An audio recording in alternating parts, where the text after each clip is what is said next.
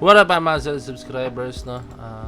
Okay guys, malapit na yung concert. Actually, yung ano pala yung ticket selling na SB19 which is February na yun guys, no? Yan, okay. Actually, February pa lang yun, no? So, sa last week ng February po siya guys, no? So, eto, tingin tayo ng mga updates po sa ating mahal lima, no? So, okay. First update natin is meron po dito guys, no?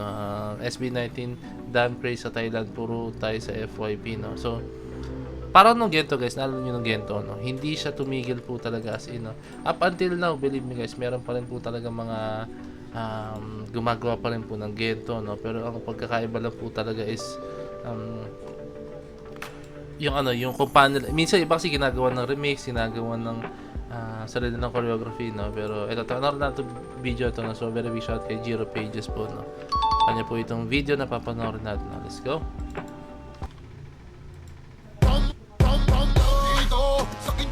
SB19's Damn. So ayun nga, no? So sabi ko sa inyo, no? Iniba nila yung steps, pati yung music, para nalagyan nila ng remix, no? So yung bomb, bomb, dun dun dun. So wala yun, so original music.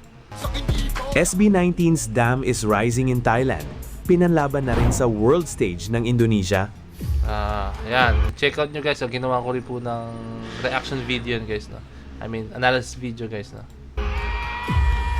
Sorry so far guys, so yung grupo niya napakalinis, yung intensity, iba-iba rin yung kanilang dance style na ginagawa guys. So, hindi sila nag-stick sa isang dance style. More on, for me, more on sa dancehall yung vibe ng sayaw nila, no? Na may voguing, may walking, and then may nakita pa ako doon mga tating guys.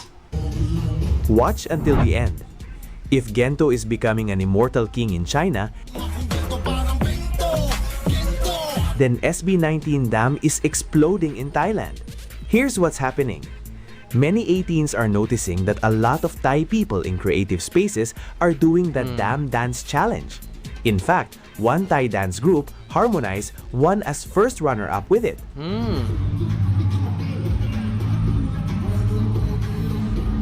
Actually kasi guys, for me kung ako ay active pa sa pagsasayaw, no? Active pa rin naman ako guys, pero more on hobby ko na lang po talaga siya sa ngayon, no? Kung active pa rin ako pagsasayaw, tapos pag halimbawa bubuo ako ng isang sayaw, no?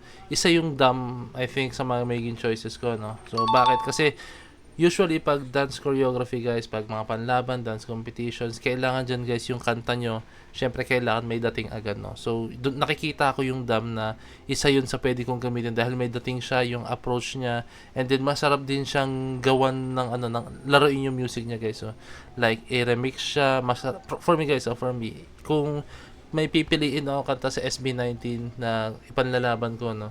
I think yung Damn, yung nasa utak ko ngayon guys, no? Yung Damn po talaga, no? Kasi yun, intensity talaga eh. Kasi once na yung music is sobrang intense po, no? And then yung approach niya, no? Madadala na rin ng choreography yan guys. So usually guys, ganyan yan. Pag halimbawa, kung ano yung music, kung ano yung feels ng music, dapat bagayan din mismo ng choreography, no?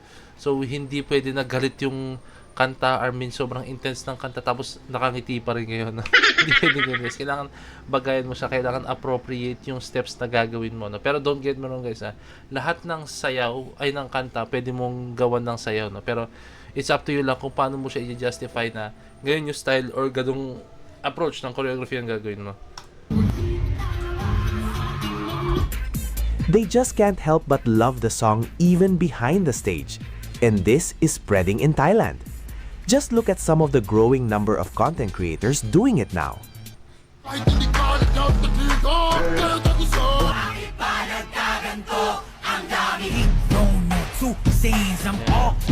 As fans, So iba yung choreography nila guys, may kita nyo, iba yung choreography nila, no? So wag nyo sabihin na ay ba't iba yung choreography nila, dapat yung sa SB19 na yung choreography nila, no? Hindi ganoon guys, no? Sa pagsasayaw guys, meron tayong freedom na gawin kung anong gusto natin gawin, no? Pwede natin gahin yung sayaw, pwede natin i-bet yung sayaw kung paano sila, no? Mag-dance cover tayo, no? Pero syempre, kailangan maging creative din kayo in some ways guys, no?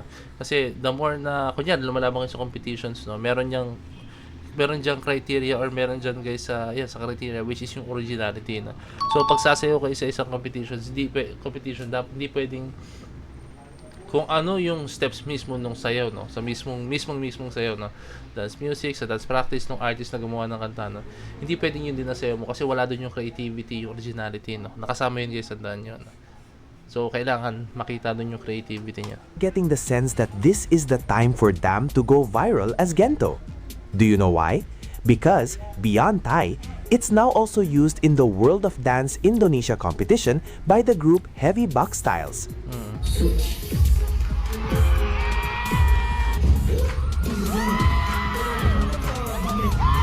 I think kaya nagustuhan to ng Heavy Bucks, no, which is Indonesia, no.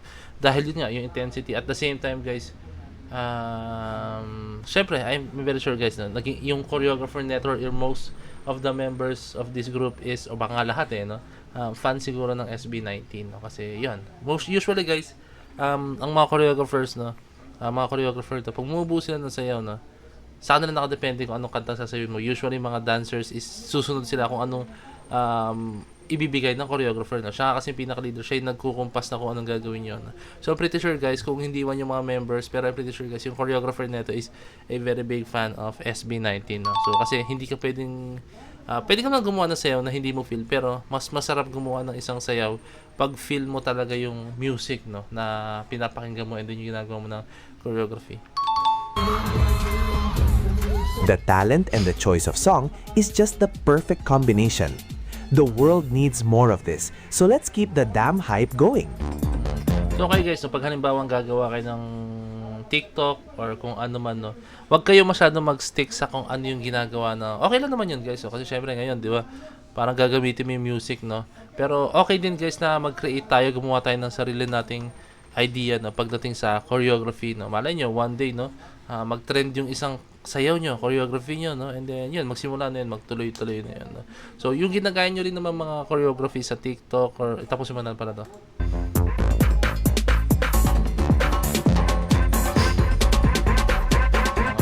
Tapos naman na, no? So yung ginagaya nyo rin ng mga choreography sa TikTok, guys, no, yung pinakaunang gumawa, no, is siya rin yung nag-create, no, wala siyang pinagayahan.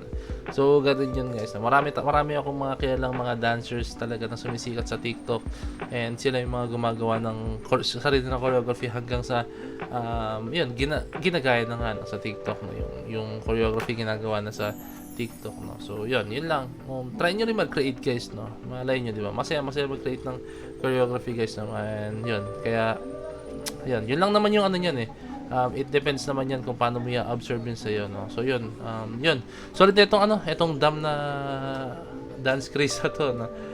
The next Gento nga, sabi ni Jiro Pages, no, kasi grabe yung Gento, guys, up to this day talaga namamayagpag pa rin po talaga yung Gento, no. Meron tayong mga nakikitang mga sa TikTok na naliligaw, no, tapos meron pa rin Gento, sumasayaw pa rin ng Gento. So, di ba nga, maraming mga kanta, alam niyo yung kanta nung sa Bloomfields, yung Ale, bigla na lang naliligaw, no, sumikat. Sobrang tagal na ng kantang yun, pero ngayon lang sumikat na. So, ganun din yung Gento, no, tuloy-tuloy lang siya hanggang sa maligaw din sa FYP ng ibang mga TikTok users or mga social media pages or kung ano man, guys. So, yun lang, guys. I hope na-enjoy itong video na to, no. Kaya leave a like, subscribe, and kaya ring na notification bell para alam niyo po pag mag-release ng bagong video. So, this is Point signing out. Peace. That's G.